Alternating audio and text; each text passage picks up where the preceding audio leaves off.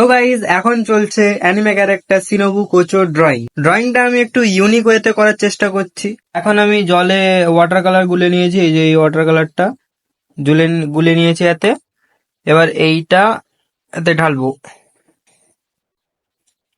ঢেলে দিই।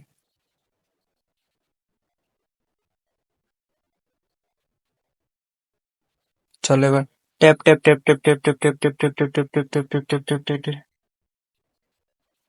তো চলো ফাইনালি নোংরা করে দিয়েছি। এখন এগুলো পরিষ্কার করতে হবে। এগুলো আঁকার ব্যাকের ভিডিও, এগুলো কেউ দেখায় না চট করে, কিন্তু এগুলো আমাকে গাইস পরিষ্কার করতে হবে। মা মা মারবে না আমাকে ধরে।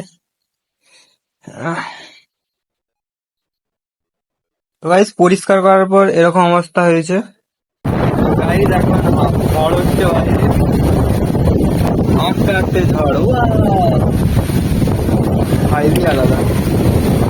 গাইস এই ছবিটাকে আমি এরকম ভাবেই এখন ছেড়ে দেবো যতক্ষণ না শুকাই। এখনো অনেক বাকি আছে শুকাতে। শুকানোর পর বাকিটা কন্টিনিউ করব।